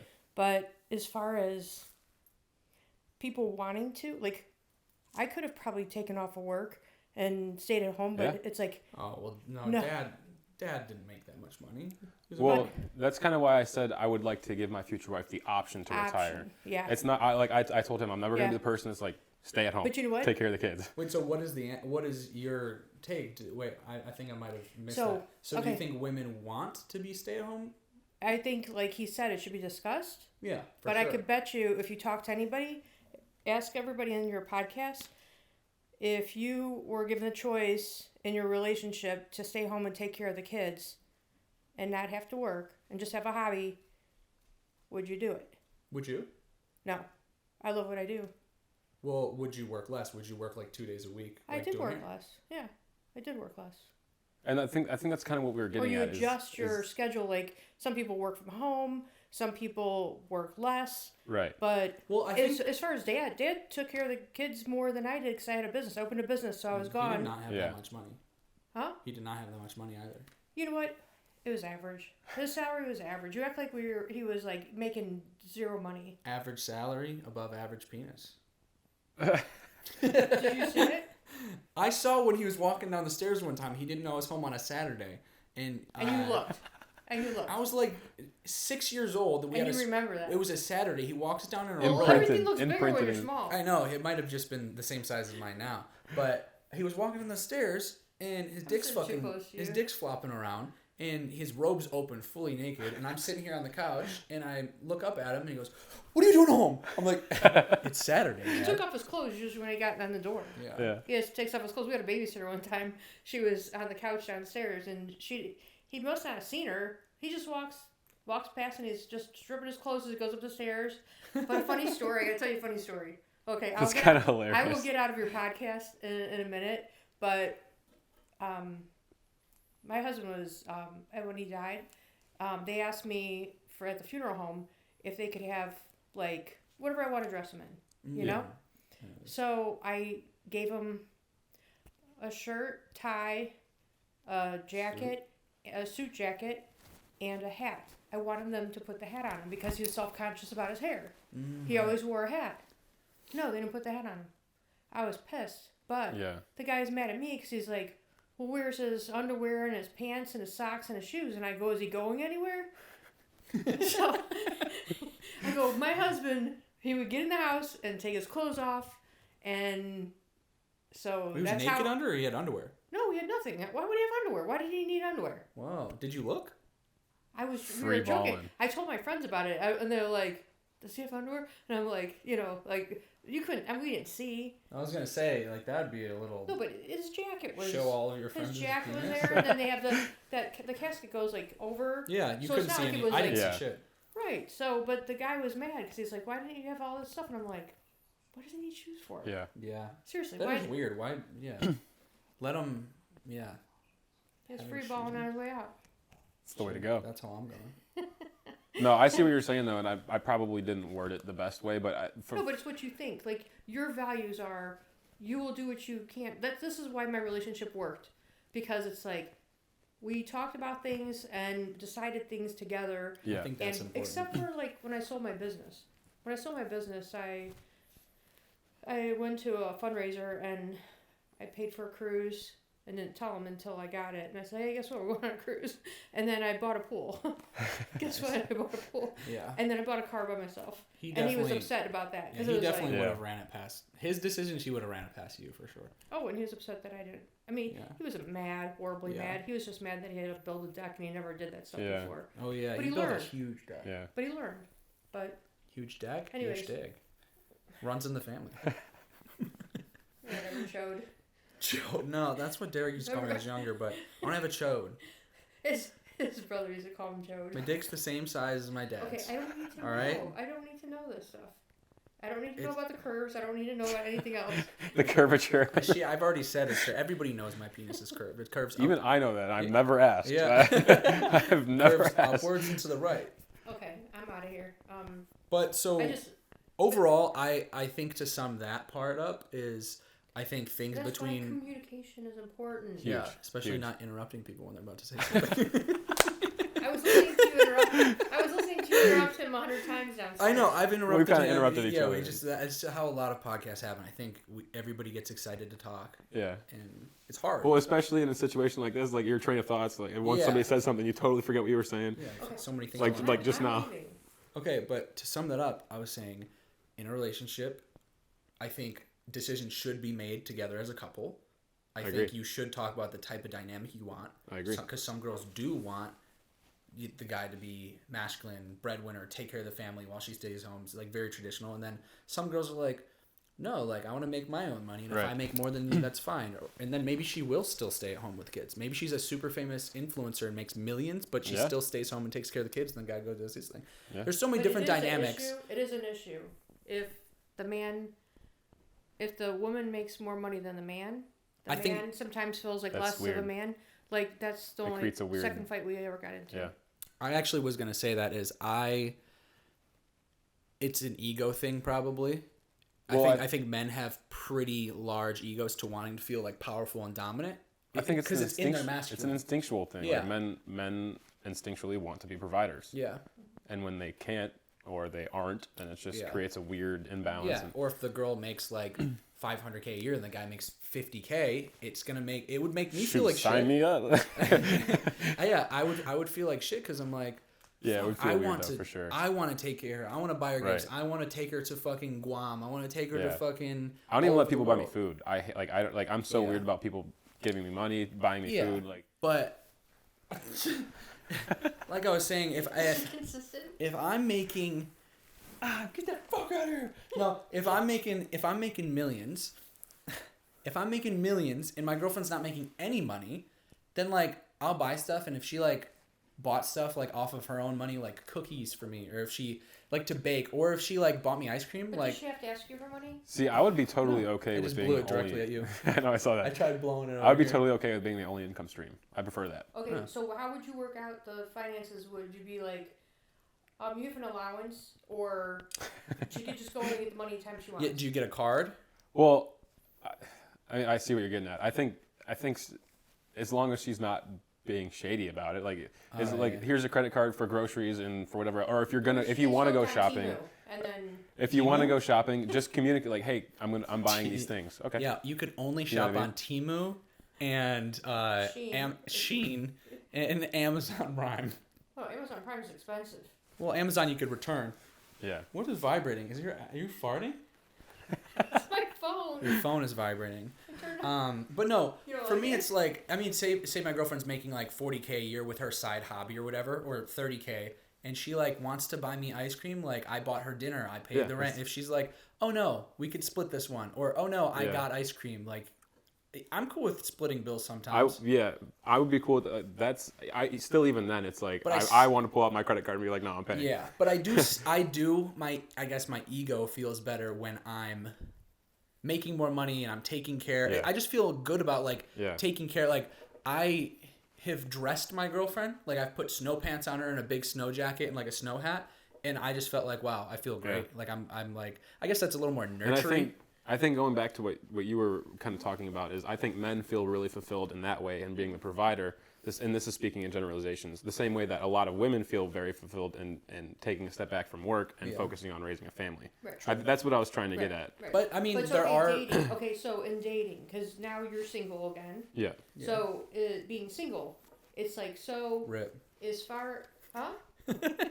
Continue. He's just being dumb. As far as if you are dating and a girl goes and pays the bill, would that upset you? It would make me feel very uncomfortable. Yeah. Would you tell her? Yeah. I mean, what if she's like, well, forget it. Like, I don't want to see you. It's like, the thing is, like, people are weird about it because it's like, I have friends that are like, oh, well, if she's straight up. I feel funny, like, paying for the bill. Like, I'll pay for the bill. Like, I don't want to, I want a guy to pay for me, wine and dine me. And then when we're dating, I'll be like, hey, let me take that. Yeah. That's fair. But it's not like. Well, I think if a girl was like, I don't want a second date, let me just pay for my half or whatever. Yeah. All right, respectfully. I thought it was fine, but all right. I actually do think. I would still be inclined to pay for it, but I would understand. I would say, there's definitely women that don't want to be, just sitting at home, have the guy pay for everything. Some girls really want a career for themselves, be independent, powerful women, run the fucking world, have their own business, all that stuff, and that's fine. But I would say the majority of people, I think this one would be an alarming percentage of girls that think the guy should pay for the first date. I think that one specifically, even girls that want their own business and career and everything, I still think those girls would want the guy to pay for the first date. I have a question. I don't know why. I have a question. Could be So, false. I could be fucking say wrong. you have there's a gay couple, and there's 2 girls. We're getting into and they this. go, no, yeah. So there's 2 girls. Well, the argument that women make for that is, if let's say we have a group of women here, and I say who should pay for the first dates, some women will probably say whoever asks. No, I'm just saying so a woman goes out with a woman, who pays? That, typically, what I've heard at least is, not a woman. They'll say whoever asked or whoever planned the date will pay. Yeah, I'm like, whoever takes the bill. But the thing is or they'll split. I think it's just like, I don't even know. I have no idea. I think have some gay friends, so I'm gonna ask them, and it's like, on your dates, what do you do? Because it's like, that's what I want to know. It's like, who pays the bill? It's like, because we're putting it at gender now. Like we're putting it like, I'm a man, so I should take the bill. Or I'm a woman and I'm an independent woman and I want to pay my own way. Well, But you've been an independent woman your whole life. Oh, You've been a very independent woman, made your own money, have your own career. However, I would like to be dated. And then when you're dated, to me, it's like if a guy asks you out for a date, you go out on a date and they pay for it. If I ask you to go to dinner, I will pay for it. Because I asked you. Not because, even a friend. Oh, all right. I was like, you want to go to dinner? We're going to dinner. I was like, I know what you mean. No, I'm saying like on my podcast. No, I'm saying if I know what you mean. I know. So when we went to dinner on Christmas Eve, and we invited people to go. Yeah. I made it clear that this is what I'm paying for. Yeah. And I had to do that because as you should. Some people might think because I asked them to go, I'm going to pay. Right. Because that's typical how people take things, Right. Yeah. And everybody's different and has their own preferences also, obviously. It's not 100% everybody. Yeah. If I'm going on a first date or on a date, I'll usually just say I'm paying. When I go with my friends... I mean, I'll pay for first dates with girls. I actually used to not... You don't really go on dates. That's not what it was called. Yeah, there was no dating. There's something to be said about... we won't get it. I won't say that. The reason why is because women are the pursued, men are the pursuers. Mm-hmm. Although, that's why. And I do have a rule. I will not buy a girl a drink at a bar. I don't do that. I don't buy girls I've heard a lot drinks. of different opinions on that. Yeah. I don't go to bars or anything like that, so I don't know. But it's like, I don't buy girls drinks at bars because it's like, the guys who buy them drinks are... Like, they view the guys as fucking losers. They're like, this guy, I got a free drink from this guy. Well, you just want to get me drunk so you can take me home. That too. Yeah. There's a lot of Dude, I don't do that. I've never taken a girl home from a bar. Ever. I've never why. Whenever I go out, people don't pay for my drinks. I pay for my own. Well, I think, especially recently... Because you're not trying. Especially recently, like... For what? I'm not trying to, like, lean on somebody for a drink. There's going to be some simps. If you go to a bar, they'll buy you a drink or something. Yeah. I think buying a girl a drink is like so it might be different when you're older or younger. For sure. I don't think it has so much to do with age more than it does. It's like men are increasingly more afraid to approach women. I think so. Probably because of social media and probably because a lot of men have like porn addictions and stuff. I think it's like both men and women. A lot of like the Me Too movement. Like people are men are literally afraid to approach women. Mm-hmm.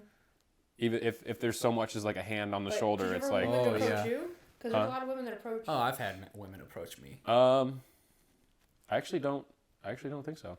Because you don't go to bars. No, I don't. Yeah, that's why. Good. Because that's the thing. Women won't approach the you. Women I'm sure I have. As a matter of fact, I have. And the one time that I can think of, it was at a club, and it was a wild story. Yeah. Yeah, It's like... I just don't think I don't know. A girl that comes up to me at a bar, I kind of don't take as seriously.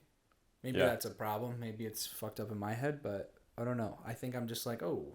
Also, I've never, like I said, I've never taken a girl home from a bar. I've met girls at bars, and then later, like, dated them or not dated them, but I don't know.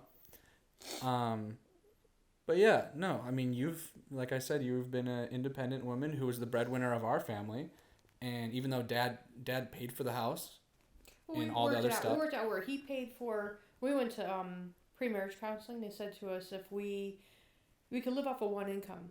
If you can't live off of one income, you need to downsize whatever you're doing. Yeah. But live off one income in case something happens to one or the other. Like, say the woman, she gets pregnant, and then she has a child that has problems, or the woman has problems or sickness or whatever. You're not so reliant on it. And if I didn't do that, I would have been in bad shape when my husband died. Yeah. It was bad anyways, but it was like, It was, financial crunch, you know? That's actually a really good argument to the guy being single. I think that's the best argument I've ever heard. There's a lot of risks. There's a lot of risks for sure. Yeah, like if the guy gets into trouble and loses all his money and the girl has her own, I think that actually is probably the best argument I've ever heard against that. But if you don't live beyond your means, and the thing is like when you guys were talking about like you want to be set before you get in a relationship, blah blah blah. The biggest thing is you don't know what that other person has as far as debt, and you don't know what kind of debt they could incur. Because I know people. I have a really good friend of mine that has been bankrupt a couple times, and also, nothing against that. I mean, I'm not judging. Yeah. But it's like, rack up the credit cards, and it's like because it's a therapy. Yeah. It's a therapy. So if you're it's a stress relief for sure. Future wife has a addiction to therapy, like some shopping therapy. Yeah. That could change everything. And then you're like, well, she could have my credit card. Well, she's just buying some Louis and every single thing. And also, I think it takes the right girl to want to just give your credit card to. Before you ever definitely. You ever give any information, anything when you get married. Before you get married, you need to date somebody for. Dave always said 3 years. And you were pissed. I wanted to get married when I saw him. I mean, he just was like the person for me. Yeah. I mean, and that's what I'm saying. That's what I like. That's like you will know. You will know the person you're gonna marry, and it's not because the thing is, we put in our heads, we'll see somebody and be like, oh my gosh, you look like the perfect person for me. Yeah. Like you got a good job, you got a house, you got everything, and you're just the person for me.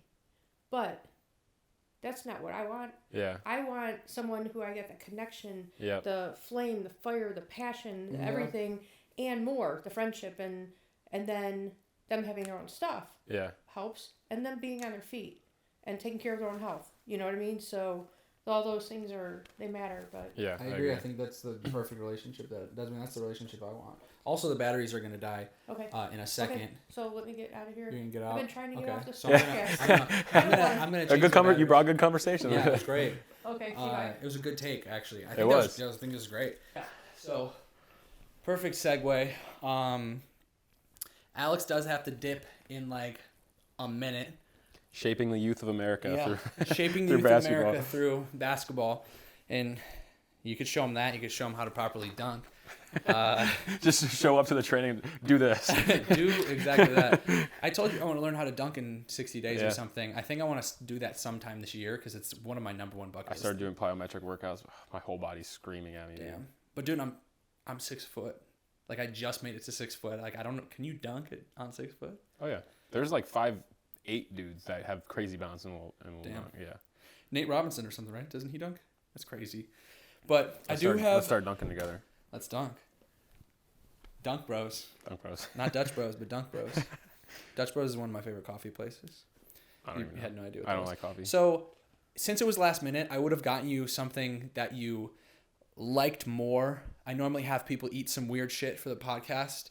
You also didn't have to get me anything. Right, no, I told you I was weird about accepting money. Yeah.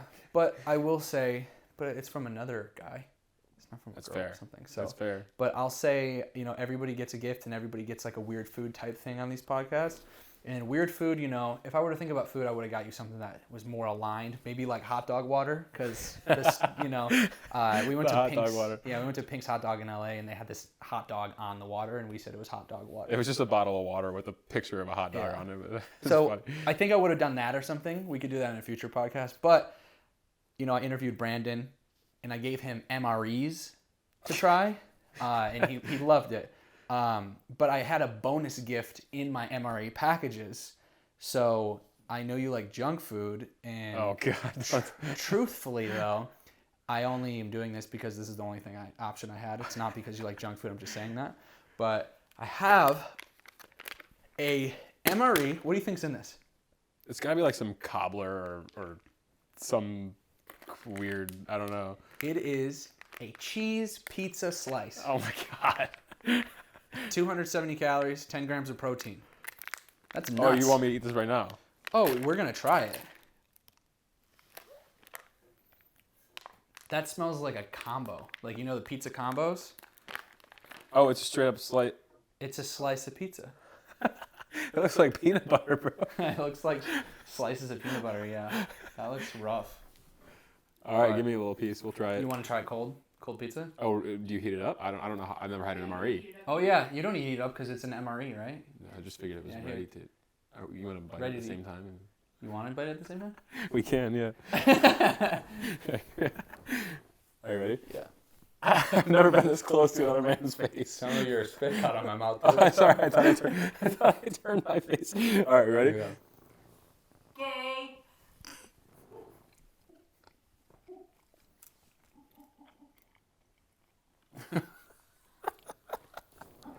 That's pretty bad.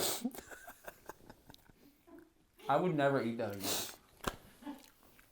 Oh, the cheese is awful. You're like crying. I don't know if it's because you're laughing or because it's bad. I'm laughing how bad it is. It tastes like pizza that you've left out for like 3 days. Yeah. The cheese tastes like... Oh, God. Ew. Yuck. Bad. It tastes like it's been bad for like my entire existence on this planet. The cheese is like a hard... Sorry for spitting in your face. No, it's fine, dude. It's better. It tastes better than this. That's bad, dude. Scale 1 to 10, what would you rate that? Let me try it again. Like Dave Portnoy, one bite. You know the rules style. Which means you have to finish the whole slice because he always finishes the whole slice. One bite takes 1,000 bites. It's probably like a 3. A 3? It's really bad. It's that bad. I'd actually rather eat like pizza flavored potato chips for sure. That's really unappetizing. Like now my stomach kind of feels a little weird. Yeah. Yeah, that's rough. Uh-huh. That's probably about a 3. Yeah. Probably. That's the worst pizza I've had. Yep. It's safe to say that. It might actually be a 2. I would eat that only if I'm starving. I was debating between a 2 or 3. Like I'm talking actually starving, not like I'm starved, I'm so hungry. Starving, you haven't like eaten in like 6 hours. Yeah, I haven't eaten in like days. But yeah, so I think is there anything else you want to say before podcast ends? Before you head out, you could shout yourself out, your Instagram handles, TikTok, Snapchat, Twitter, whatever you want to do. No need. No. It's all good. Yeah. Well, Gratitude.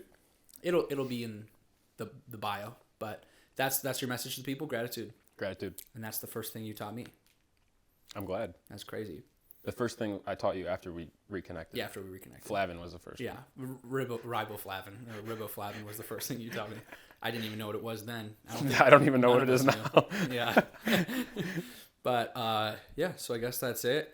Alex will probably be back on another one later when you come to LA or probably if I come back here. So, but yeah, thank you guys for watching, and I will see you guys in the next one. Boom. That's all she wrote.